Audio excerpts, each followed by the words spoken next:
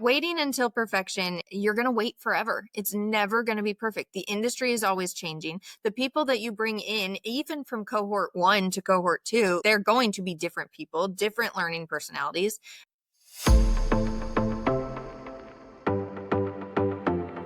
You're listening to Titans of the Trades. I'm your host, Ryan Englin, author of Hire Better People Faster and creator of the CoreFit Hiring System, a proven process to help growing companies attract and retain only the best.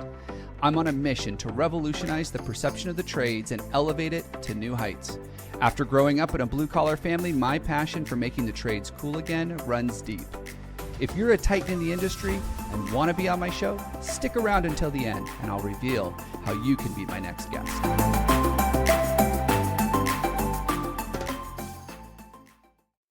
Welcome back. I'm your host, Ryan Englin, and this is Titans of the Trades. Today I sit down with Danielle Wernert. She has been in the trades for quite some time. And one of the things that is really amazing about her story is she started out as an executive assistant and now she runs Upskilled Consulting. If you've ever thought about creating a training program, a university of sorts for your business, you do not want to miss today's episode. We're going to dig deep into some practical tips that you can implement right away to start training the best techs you've ever had. Danielle, welcome to the show. Thank you. I'm so excited to be here. We get to spend a little bit of time talking before the show. I'm really excited about this. But before we jump into some of the real meat and potatoes, the reason our listeners are here, tell us about your story. You started as an executive assistant, and now you're an industry leader helping companies all over. Tell us about that. I did. So I had just lost my job and found out that I was pregnant, all in the span of like a week. And then I was frantically searching for the next thing. And I saw this executive assistant job for the trades. So it was my first introduction into the trades and description. I was like, I could do all of that. I like this, and looked into the company and enjoyed what they were about. So I applied and thankfully got the job. And I was really blessed to work for a company that was family small business at the time. And so it was, they were very focused on lifelong learning and really, really taking care of their people. So I was so fortunate. People would be like, they do what there? You work for who?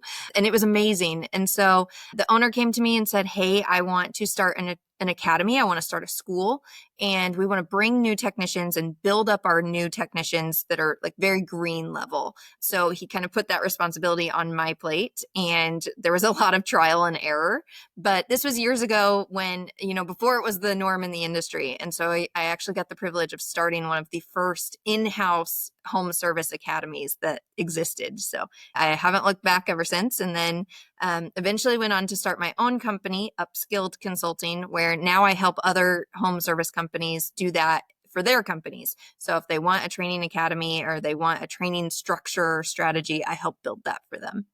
That's an amazing journey, amazing story, and such great work. And I think it's the thing to do now is to have your own university, right? Oh, yeah. When you can publish that you have a university and you're training new techs, that's kind of like a sign that you made it. Like you're legit now. Oh, yeah. I feel like that's how the industry is. So I think about this, and I truly believe that we've lost the ability to train new technicians. It's something the unions still do really well, but when you are a home service contractor and you're not affiliated with a union, it's really a challenge. And I feel that a lot of people just want to do the work, right? I own a home service company. I just want to do the work. I want to hire skilled technicians, and I want them to just go out on day one and do the work my way. Right. But that's not really what's happening. So where do you think that we need to go, to make this something that becomes more popular, this idea of upskilling the next generation coming in? Like, how do we transition to that? So many different avenues you could take. I think there's a significantly stronger push now at getting the trades into the hands of the younger generations. I'm talking like junior high, high school, some even elementary school, and exposing them to the trades. I know on the contractor level, like it's very hard to ask you to commit 4 to 6 hours at a high school, away from the job, away from selling and all of the fires that you're being asked to put out. But the only way to expose them to the trades is for you guys to invest and be the face and go out to those schools and meet with those kids and make it fun. Don't be the guy that stands in the front of the room and is like, this is my uniform. Here's my hammer. Any questions, kids? Like, make it fun. Get them up and engaged. They're kids. They want to learn. But I think that younger generation starts at the school level. And then when it comes to getting them into your business, having a structured plan, new hire onboarding at the technician level is so important, because a lot of times it's, hey, jump in the truck, do what that guy does. He'll let me know how you did. And that's their onboarding experience. But where I see one of the biggest gaps is, even the companies that build the training structure for the new hire, you're already ahead of the game because most people don't have that as it is. But the ones that I see that are even further are going to be the ones who are training that mentor as well. Like if Joe is jumping in Danny's truck, well, did you train Danny how to train Joe? Like, so making sure that when they jump in the truck with the technician or with that senior level person, has that senior level person been trained how to train? Because that's a major gap that I see in most companies. Wow. So if I heard you correctly, we need to take a step back and realize that there are a lot of ways to solve this problem, not only with getting people excited about the trades, but also training them. And we need to have a plan. It's not just a wing it, like we probably grew our business, or like, oh, we got to do payroll now. We'll figure that out. This is really having a plan. And it's not just bring these kids in and hope for the best. It's train the trainers and make sure that they have the tools, they're equipped to do what they need to do. So when you do put someone in for a ride along and they're getting interviewed or evaluated, you're looking for that raw material, because and the mentor or the trainer can do that because they have the tools, they're equipped to do that stuff. Absolutely. And we found, so think about when you say 2 weeks, just for easy time's sake. So if somebody rides out with a technician, a senior technician, and they're training for 2 weeks, and then you have another pair that is training the exact same 2 weeks. If you're in plumbing, for example, how many times is new technician A going to see pull and reset a toilet? Maybe 50 times, whereas technician B that's learning, same 2-week pattern, they maybe changed a shower arm 500 times. And so they're not seeing the same calls, but we get in this mindset of they've been in the field 2 weeks, they should have the same level experience. Well, they didn't have the same setup. They didn't have the same game. Maybe they're playing the same game, but they're on different boards, right? Yeah. So it just really having a way to track it, a way to structure it and outline it and checkoffs is going to set them up for success, because your new hires from A to B to C, they're not seeing the same things. Yeah, we had a plumbing company one time we worked with, and they had a 6-week program. And in 6 weeks, they taught these newbies everything they needed to know about drains. And that was it.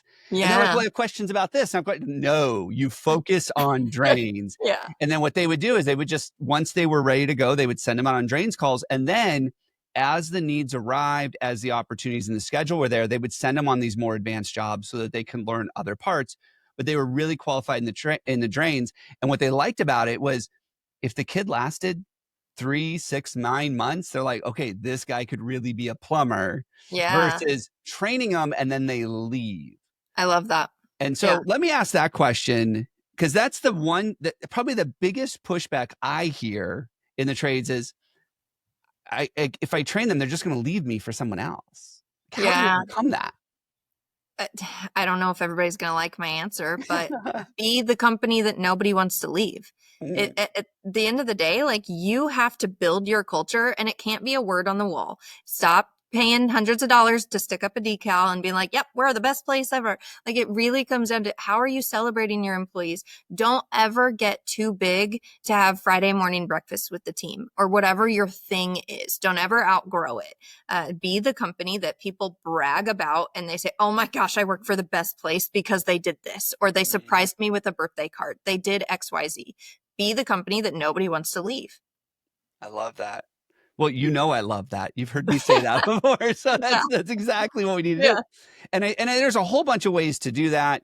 But I think if you love your people, which, you know what, most guys that I know in the trades, most people that own these home service companies, like, they just love and adore their people.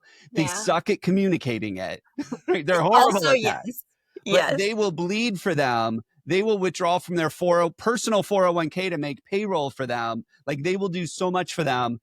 They never get credit for it, but they will Yeah. do it. And Yeah. so if they're in the mindset of, you know what, it's time for me to level up my people or to bring new people in, I want to build this idea of a university. It's something you just got to get started. Is that what I'm hearing? Yeah. Yeah. A lot of people get really kind of intimidated by, well, how much is the investment? I don't know if I can make my lab look like this lab. And, it is an investment. And a lot of times when people come to me, it's funny because most consultants make the promise of, I'm going to save you hundreds of hours in your day. Like I'm going to cut time off. I'm going to give you time back.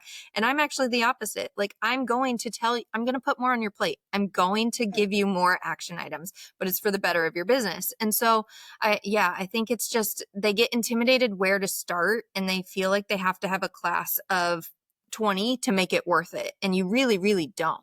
But the reality is that you're going to either you're going to have to teach them or you have to have somebody, an instructor or a full-time person to teach them. It adds more to your bottom line and it adds more to your plate, but it can also be done efficiently. So I think that's where I learned in the beginning of starting the academy the first time was I learned all of the places that I was overspending and I didn't need to, or I learned all of the places where I was like, wow, that was a waste of time. We should have thought through that better.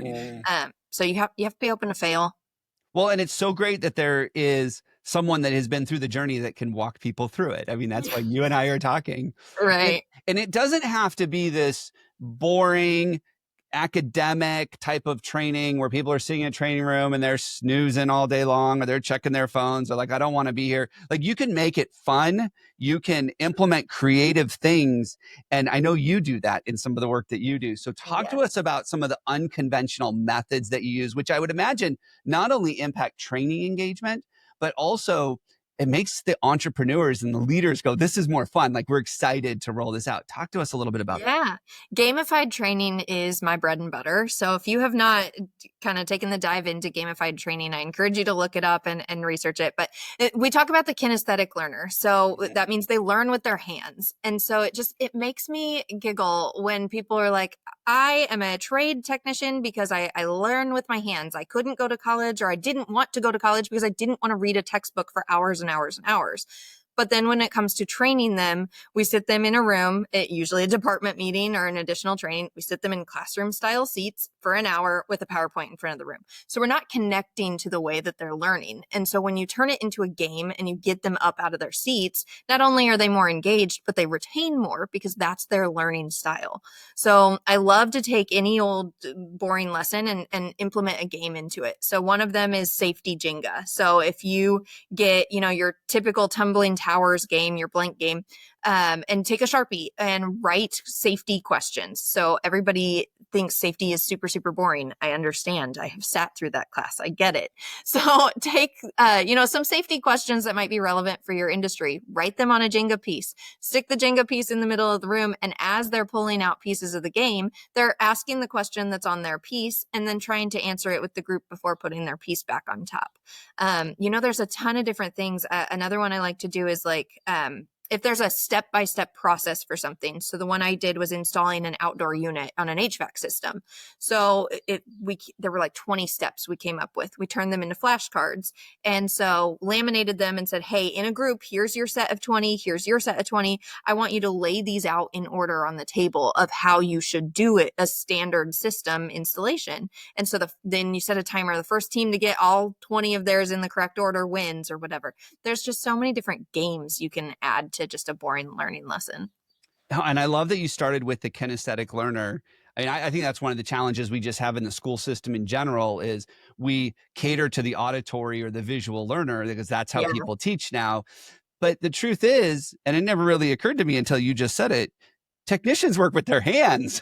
Like they're kinesthetic people. Yes. And so gamifying it, but also letting them work with their hands, not just listen, not just take notes in a workbook, which is how so much training is done these days. Yeah, we actually, and maybe this is worth it for department meetings because there are times when you absolutely have to just go through like housekeeping or you have to implement a new policy and it's maybe not the most fun thing.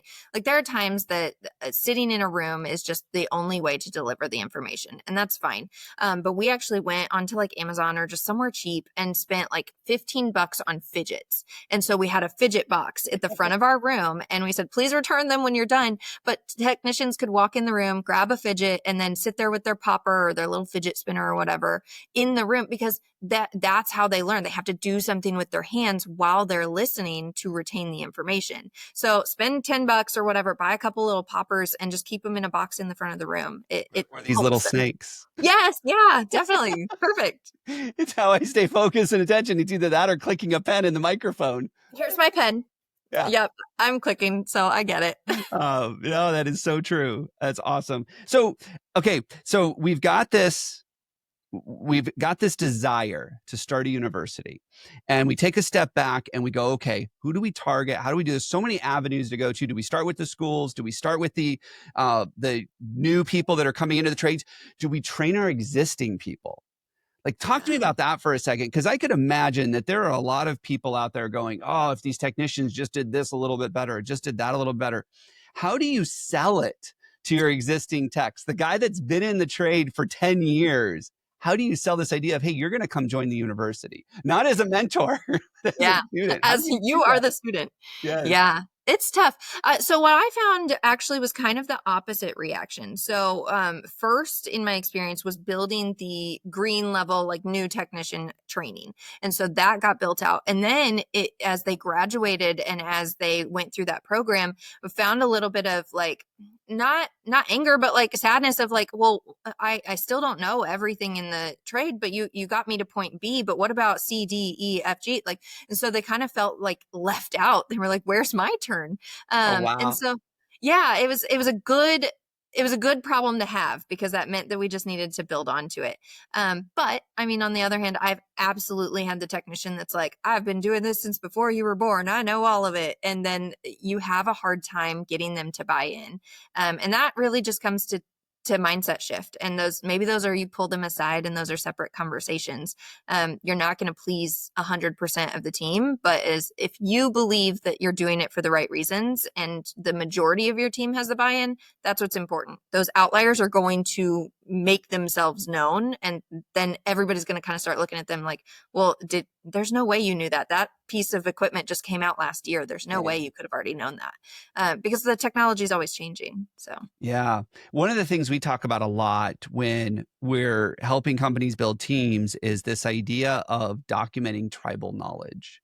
And I don't know if you get into that a whole lot as part of your training, but I would love to know some of your thoughts on that. So you've got this 30-year veteran, the guy's getting ready to retire. He knows things that, oh my gosh, if we could just like download his brain, it would transform our training. yeah. How have you addressed that, or what have you seen work in getting these guys that 30 years in the field, the last thing they want to do is talk into a microphone or let you document stuff? How do we capture that tribal knowledge? Is there an easy way to do it? I think it just kind of varies on what you've got going on. So in a perfect world, that would be through video because then you've got it. You can always recreate it over and over and you can pass that knowledge down. And eventually build your own LMS. I know that's everybody's goal is I want to have my own learning platform. And so that it would be cherry on top, in my opinion. If you can get their knowledge, have them come in and teach a video lesson and record it. It doesn't have to be pretty, but something that you can use for all technicians moving forward. That's going to be your most economical and, in my opinion, like one of the most impressive ways to capture that knowledge. But sometimes that's not a reality. So I also like to do a mentor program. And so maybe that's I have a program called Recalls and Resilience. Maybe that's mentoring those technicians with the highest recall rate and pairing them with those senior technicians who are just super, super advanced and kind of passing that knowledge down. There's a lot of different ways to do it, but if you're not doing anything, you are letting that knowledge walk out that door with that person. Oh, I actually think that's one of the biggest challenges that's coming in the next 5 to 10 years of the trades in general is we have all of these skilled tradesmen that have been here 30, 40 years, and they're going to leave and they're going to take all of that knowledge with them. And that I think is going to be a bigger issue than the labor shortage. Yeah.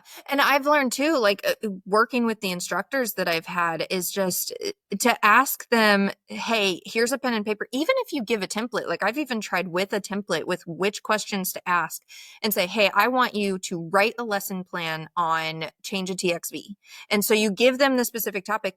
They have a really hard time sitting down and remembering all of the bullet steps and remembering all the safety points and remembering all these things when it comes to writing it down. But stick that same person in front of a room of 2, 3, 10 technicians, and it's a whole new world. Like they can get all the information out, and it's perfect. So I also encourage people, like, if you can find a way to get that into a lesson plan, and then again, you can kind of pass that baton for future people coming in. But it's a difficult task. It's not easy. So I've heard you talk a lot about innovation and technology and new ideas, and like you're really bringing like a fresh perspective to the trades on how to do this training. Yeah. How do we get our team on board with that? Like, Oh man. if they get another software platform, they're going to quit, right? Like if there's Right. another piece of technology, they're done. How do we overcome that? Like, what are some of the things that you've seen work? So that's a really good question, actually. So I think what I've seen work for me and kind of where I've messed up in the beginning was that I now I hold people's hands and I hold companies' hands through the process. And so what I find with, like, hey, here's a software, here's a new entire strategy, here's a new XYZ. It's usually here's the system packaged up in a bow, and then I'm going to do a training on it one time, maybe two times, to get you caught up. And then that's kind of where I'm here for technical support. If you have questions, submit a ticket. And that's kind of where it ends. And so where I've found more buy-in is, like, one of the things I do is a Friday email. And so it's like, hey, looking at your data, like I go into the actual platforms with these companies and I say, hey, I'm looking at your data right now, and these are the action plans that I have for you for next week. And so taking that mindset of, okay, let's take this, how do you eat an elephant one bite at a time? So let's just look at next week. Looking at the data that I can see right now, what can I do in the next week to make an impact? Okay, then get through that week. Okay, looking at the data now, new fresh start, what can I do in the next week? And I think people get overwhelmed with the idea of how much goes into an entire process.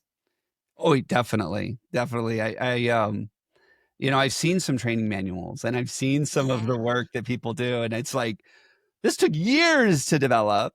Right. And there's just no way. And I imagine that it's like planting a tree. The best time to start was 20 years ago. The second best time is now. Like, just let's Right. do it. And it doesn't have to be perfect. I run into a lot of owners that are like, I'm not going to launch my university until I'm proud of the university and until it's full of people. And I'm turning out 5 new texts a year. And it's just this amazing thing. And I would imagine you would encourage against that. Yeah. If you're afraid of, somebody, I don't even remember the quote, and that's gonna bother me now. I'm gonna have to go think of it. But like, perfection is the like epitome of failure or something. I don't remember, but it's a good one. But like, yeah, waiting until perfection is just, you're gonna wait forever. It's never gonna be perfect. The industry is always changing. The people that you bring in, even from cohort 1 to cohort 2, like, they're going to be different people, different learning personalities.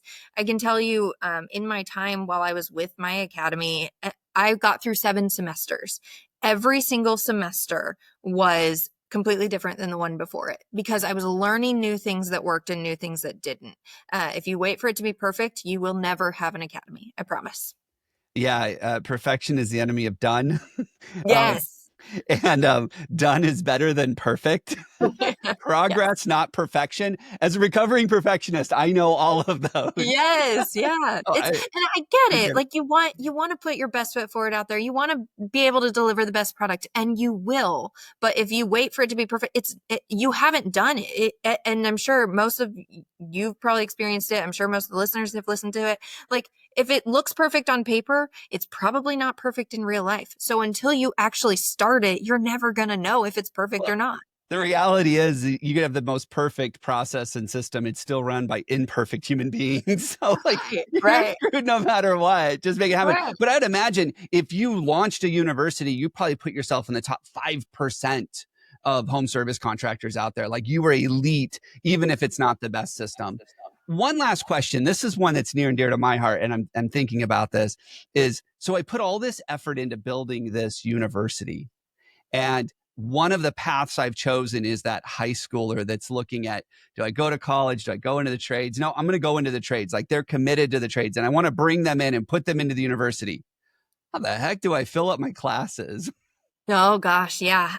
It's funny because I think we thought that was going to be the problem, and then we actually had the opposite. So at one point, one cohort, I had, I think, 43 seats open.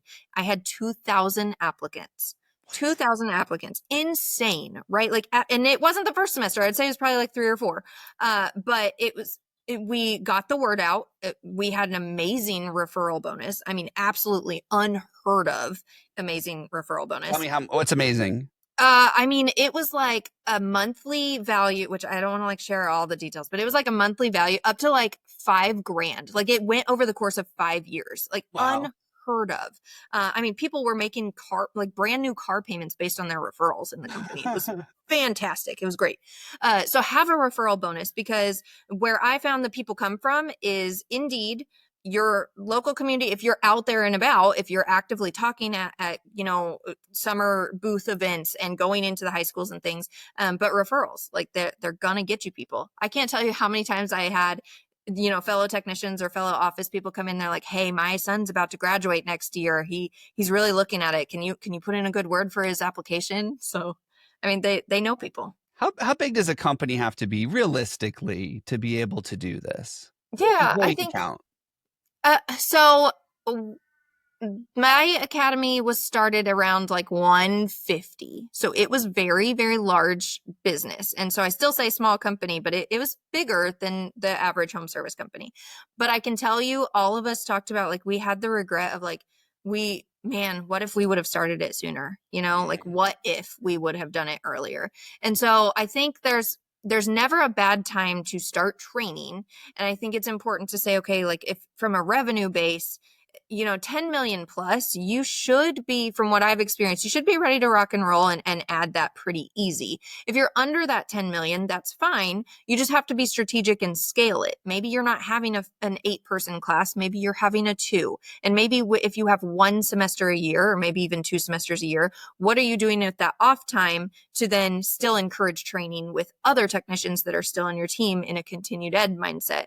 So I think if you are strategic about it, really at 5 million and up, you can prioritize it if it's important to you. I love that. All right. As we wrap up, you have a book coming out this year. Yes. And I'm telling everybody to hold you accountable to make sure we Yes. get that book, because I want to see this book.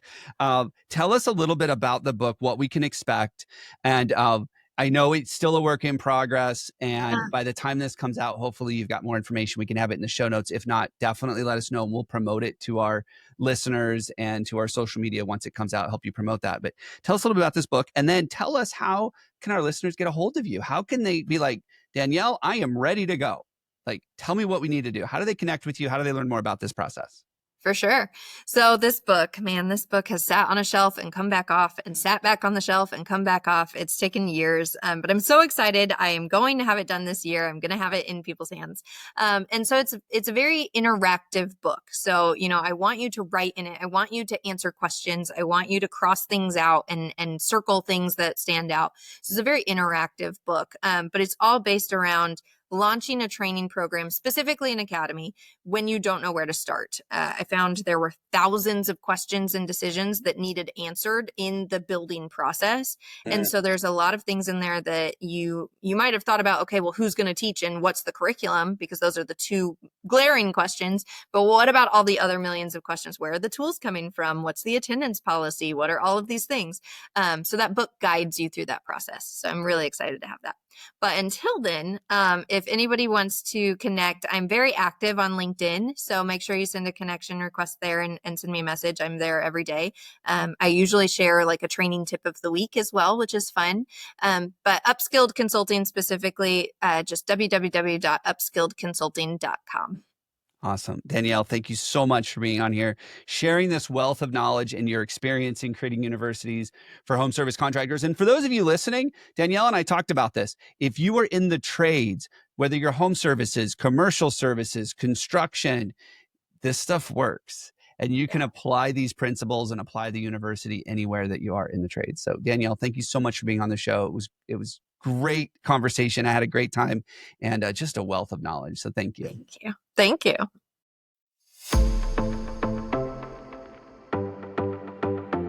Ryan Englin here. Thank you so much for listening to Titans of the Trades. If you're a titan in the construction, manufacturing, or skilled trades industry and would like to be a guest on my show, please visit podcast.corematters.com. If you found value in this interview, would you share this episode on social media? Just do a quick screenshot on your phone and share it with a friend or post it on social. And if you know someone that would be a great guest, tag them on social media to let them know about the show and include the hashtag Titans of the Trades. I love seeing your posts and guest suggestions. We are regularly putting out new episodes and content. To make sure you don't miss any episodes, click the subscribe button. Your thumbs up, ratings, and reviews go a long way to help promote the show and get me one step closer to solving the labor crisis facing the industry. Want to know more about how we're doing that? Go to our website or follow me on LinkedIn. Thanks for listening.